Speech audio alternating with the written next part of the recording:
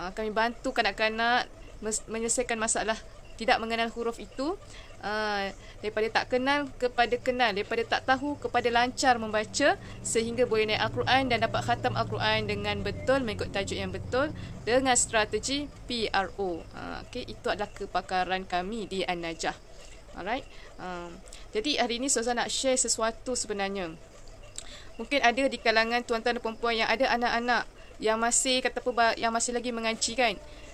Mungkin tuan-tuan perempuan perasan kenapa ada budak yang dia cepat naik Iqra, yang dia boleh baca Iqra dengan baik. Ada budak yang lambat sangat, walaupun dia dah start lama tapi dia masih lambat progres bacaan Iqra dia.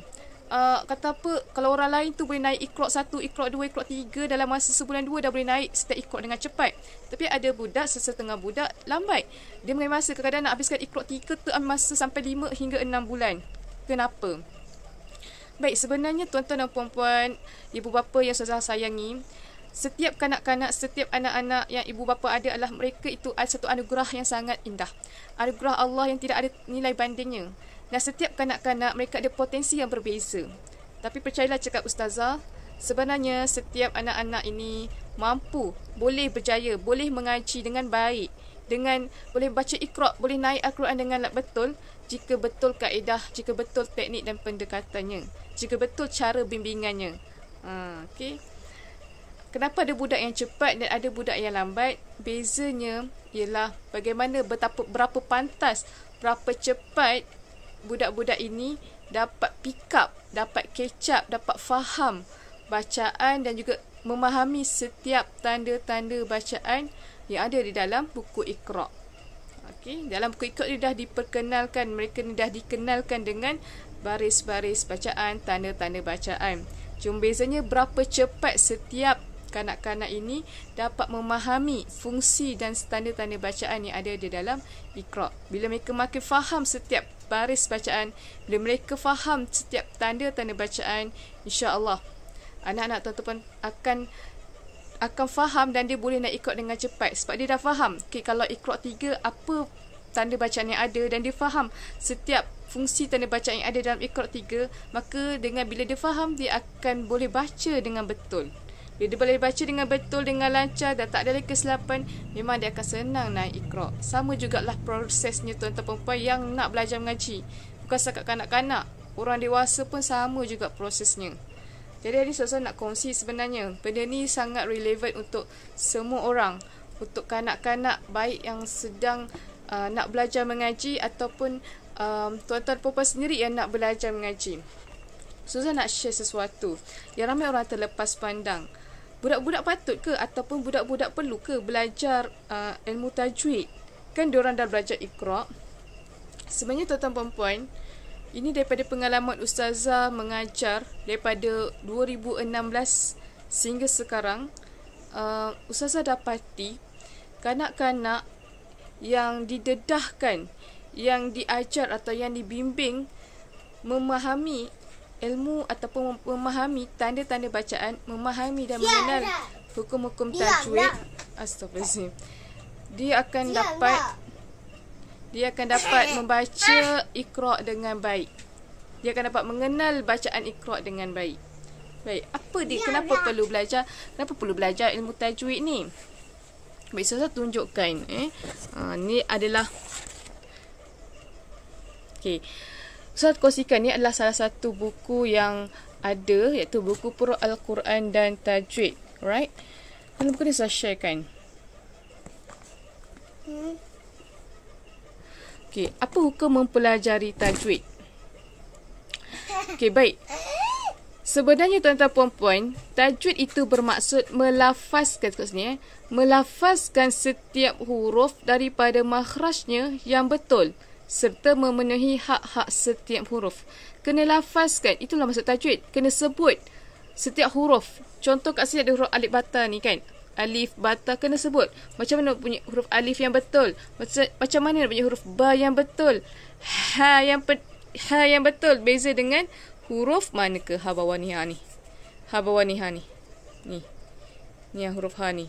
Kena tahu beza kan ha dengan ha ni. Ha pedas. Saya tulis kat situ. kena tahu perbezaan setiap huruf.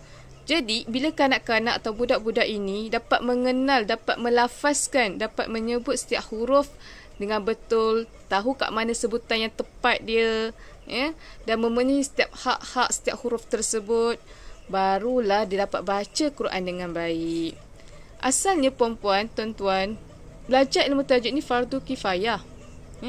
Belajar tajwid ni satu fardu kifayah, maksudnya ia tidak wajib ke atas setiap orang. Ia tidak wajib sebenarnya. Fardu kifayah. Kan, fardu kifayah ni kalau seorang buat dah cukup.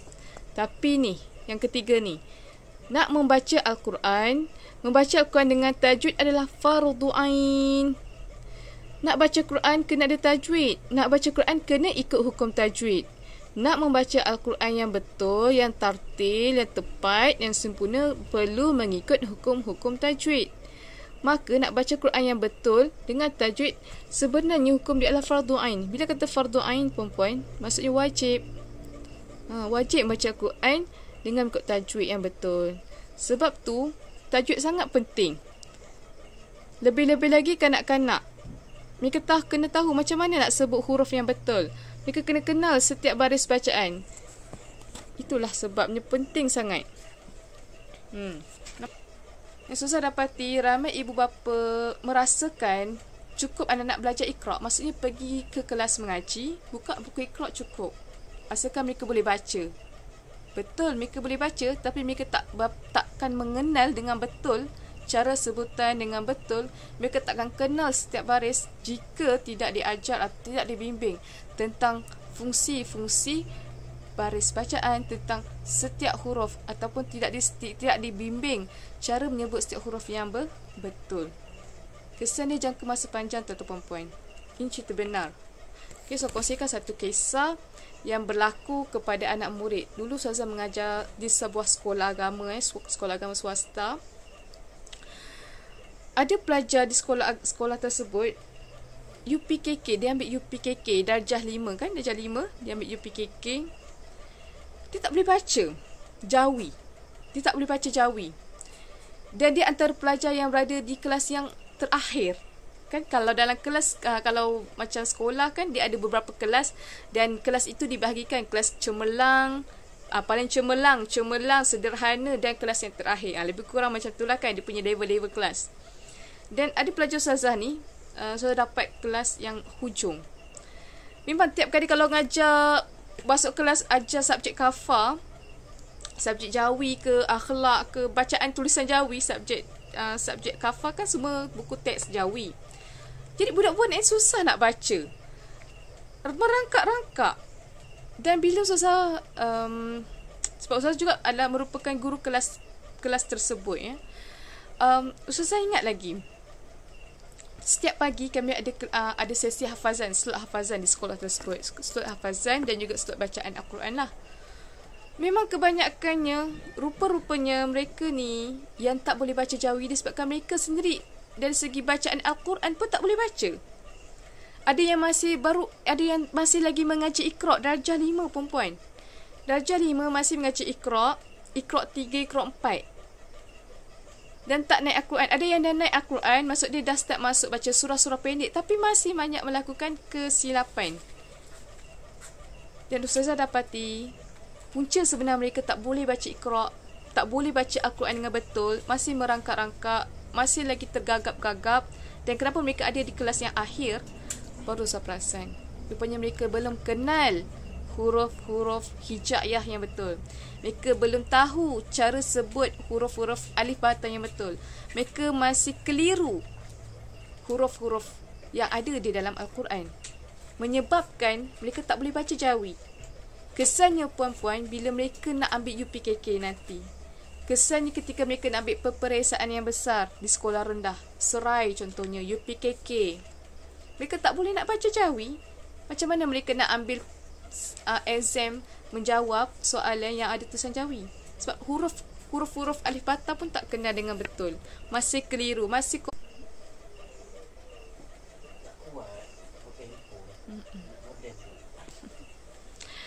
so itu sebabnya, puncanya tak mengenal huruf. Sebab tu pelajaran pertama untuk orang yang nak belajar mengaji, kena huruf. Dia kena mengenali huruf itu melibatkan tajwid sebenarnya. Huruf-huruf alif bata tu pun dah berkait rapat, bukan berkait rapat dah, dia termasuk di dalam pembelajaran ataupun di dalam hukum ilmu tajwid.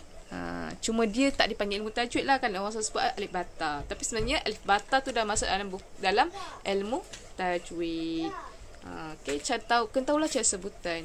Sebab tu kenapa penting kanak-kanak didedahkan dengan pembelajaran ilmu tajwid sejak dari kecil. Tapi bagaimana nak menggunakan ilmu tajwid tu kepada kanak-kanak? Adalah teknik dia, pendekatan yang sesuai dengan umur dia.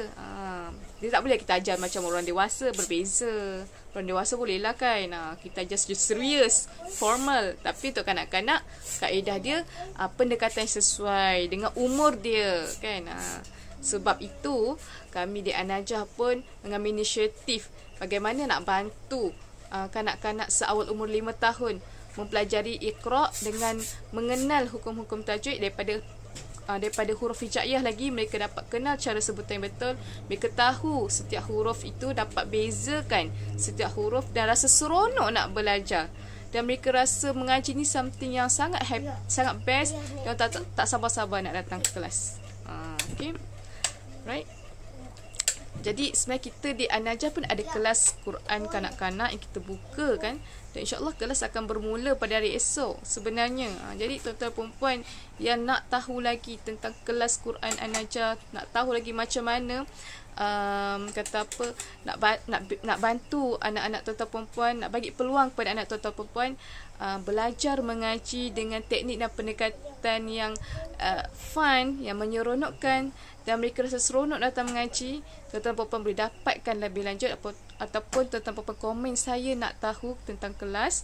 InsyaAllah nanti Ustazah akan bantu reply seorang-seorang. Okay, siapa nak tahu tentang kelas mengaji kanak-kanak, boleh komen kat bawah saya nak tahu. Nanti Ustazah akan reply insyaAllah.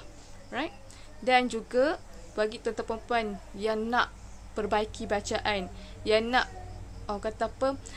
yang nak betulkan bacaan Al-Quran. Sebenarnya tuan-tuan perempuan perlu belajar nak betulkan bacaan Al-Quran satu je. Kena belajar ataupun kena fahami tanda-tanda bacaan yang ada dalam Quran, iaitu dengan memahami ilmu tajwid. Jadi buku Al-Quran Tajwid ni salah satu buku yang Ustazah himpunkan, Ustazah bina dengan tim.